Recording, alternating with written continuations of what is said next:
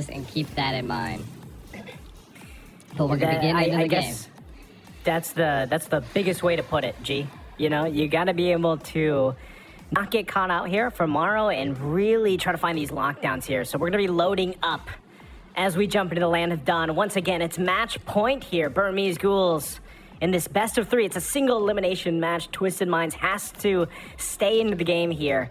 And with the draft that they have, are they in position? Once again, Saksa in that jungle on the Guinevere. And across from him, man, we, of course, have 7 Oda on this Fredrin again. We'll see how this kind of unfolds and what the pacing is going to be here for both these teams.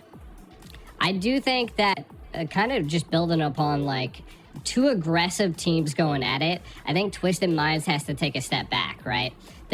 Burmese Ghouls controls that aggression. They have a great controlled aggression, and Twisted Minds is just going to have to play a little passive here. They need to come online and stay and keep Burmese Ghouls at bay. If they can just essentially bait them, not lose too much, and keep them at bay, I think the passive play is the correct approach, and we can already see that coming from Morrow, right? He's not being as vision aspect as he used to be last time. He's going to apply the pressure in the EXP lane, because we were seeing that Dlar was just going insane against Mike there. And I think that we need to utilize the Yuzong quite a bit from Twisted Minds, right? That's the only response we really have to the Bruno.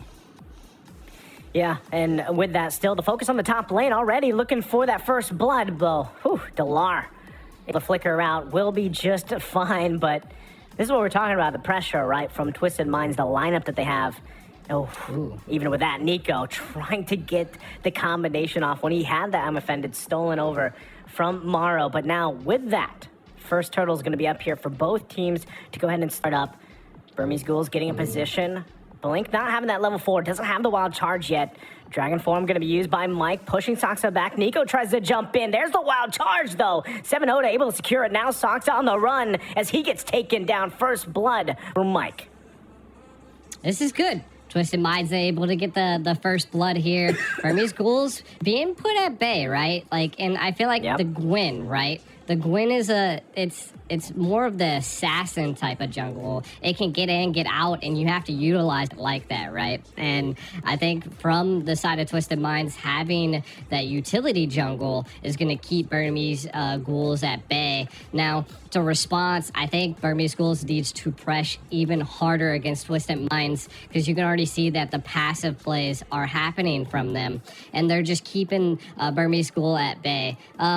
Economically, not too bad. Burmese Ghouls keeping it up, as well as Twisted Minds, even securing that first blood. Not too much of an impact in the overall gold lead here. We see an engage. Okay. Yeah, as we jump in, Saksa, though, able to survive. Whoa, there's the pull, though. I'm Offended, gonna find the connection they were looking for. Now gonna be caught under the wall. Morrow's gonna be the one to fall. 7 Oda gonna be the next target. Goes in with a Appraiser's Wrath. Still trying to hold on. Able to scoot on under the turret and will survive. That was a crazy trade. I mean, we lost it for a second when we came back, and it was just a fight going for it. It was like a rabbit being pulled out of a hat right there. We were like, what's going down? And then bam, they hit us. And Burmese Ghouls showing Twisted Mind what they're bringing to the land of Dawn here. That was a good go by Burmese Ghouls. And it just goes to show that they have a really solid front line. And oh my God. Hey, wow. Mike was just taken out. Yeah, that was very quick. Again, KO'd. Laying things together, yeah. Getting KO'd there. But still, Burmese Ghouls trying to find this lead that they can. Morrow going to go in with I'm Offended. Nico, look at the damage. The burst is there as Nico's going to be the one to fall. And now it's Blink going to be the focus. The next target gets shattered down, but will be able to survive for now. Dlar trying to help him out. Turtle's going to be up. Oh, Nico out of the picture. They have to carefully approach this. Mike, also their Coffin in position. There we go. The glaciers coming down, but I'm not sure if they're going to be able to get the position they were looking for. Dlar now going to be working on it. There's the Violent Requiem. Turtle going to be screwed by Soxa. He's able to pull it through. Still going. Cuffin's going to be the one to fall now. 7 Oda there. Jumps in. Wall's going to come down, but the flicker follows through. Dlar looking for the kill on Mike. Gets dragged down. Back to it. Nico gets the kill, though. No one falls for Burmese Ghouls. 2 down for Twisted Minds. And I think they might want to take out Morrow here as well. KO punches coming out. Able to secure the kill for Nico there. Burmese Ghouls now showing that same aggression that we've seen in the last game. And I gotta give it up to him, right? That was crazy. The Black Dragon utilized by Twisted Minds was their key. They were attempting to try to zone out and instill fear into Burmese Ghouls utilizing that Black Dragon, and it just wasn't there. They didn't give up the pressure. They were like, I don't care about that dragon in the sky. Bring it at me. Utilize that Violent Requiem to set him up, and then not only utilizing that spatial migration to come in and hit the retry on the turtle was just crazy from the side of Burmese Ghouls. For Twisted Minds, once again, in this, a position where they're finding themselves economically falling behind, right? This is tough. Big item pickups here, too, for Burmese Ghouls. Berserker's Fury there. And also to deal with some of the sustainability for Twisted Minds already with the Halberd. So they're still going to be working on it.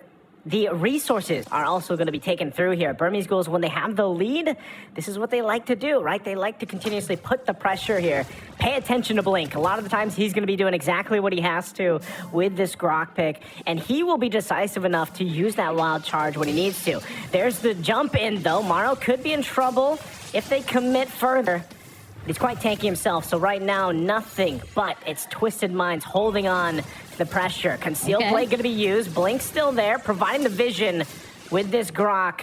Turret's going to fall, though. Tier 2 in the bottom lane. And there's nothing right now that Twisted Minds can do. Turtle's going to spawn, though. Yeah, I mean, Twisted Minds, they attempted to do what I was saying earlier on. Keep that passive play in mind. And try to secure some of the neutral objectives, but I do think they have lost. They kind of tunnel vision into that aspect and trying to figure out how to counter the aggressiveness of Burmese Ghouls is the play here for Twisted Minds. They're being pushed back against that wall once again, being forced to mount up defenses. I like their play right here. They're attempting to try to take something. If they can't get the turtle, maybe we can take a tower. Oh, they might be able to get a pick here in the bottom lane. Oh, still going to be working on it. That's Dlar going to be in trouble. Flicker's out, though. He's able to survive the 1-2. Dlar survives despite a full-on focus, plus the turtle taken for Burmese Ghouls. Man, I thought they were going to get a pick and a turret, but we do see Burmese Ghouls clapping back. Clapping back they do. They get a kill. They're happy about Burmese Ghouls furthering the lead they had. Malefic Roar picked up by Stitch. The damage department's gonna hurt here. And right now, Twisted Minds backs completely against the wall. Under the 10-minute mark. It's looking dire here. Still, Morrow gonna jump in. I'm offended. Still, the wild charge comes through too. It's a mega kill already for Nico. And Twisted Minds down the roamer. Trying to hold on to these shields the best they can on these last turrets in the base. Yeah, I mean, you gotta give it up to Nico there. We see Morrow trying to come in to get a great I'm offended set, and then Nico's like, hold up, I'm offended that you just tried to offend me. And then pulled back the clap there, and that just allowed Burmese Ghouls to just keep scaling. The economic lead is definitely in the favor of Burmese Ghouls and Twisted Minds. What I think they're really lacking compared to last game is I don't know if they have that defense that they can mount. Oh, once again, conceal play going to be used. Mike going to be the focus. Still surviving for now. Wild charge goes through. Blink gets the kill. What a play. Now Morrow going to be in trouble. Goes in. Another flicker as Morrow falls. 2 down under the turret of Twisted Minds. Still, Burmese Ghouls unrelentless here as they assault parts of the base. Still working on the turrets, though. Twisted Minds, what can they do? Trying to hold on here. 10,000 gold behind. The turret's going to be worked on. Dlar in position. The 1-2 punch. It is deadly, but they're going to get the turret. They're happy with it. Might get the mid as well. Yeah, I think they're going to take as much as they possibly can here. Just before they back off and take the Lord. Are they going to actually... So they're not even worried about the Lord. They're like, Go ahead and go solo that, Soxa. We'll keep them at bay. Keep them pressed against the wall. Maybe take another turret here. And Twisted Mind is trying to find a lead somewhere that they can stop Burmese Ghouls' pressure. And I think it's just tough, right?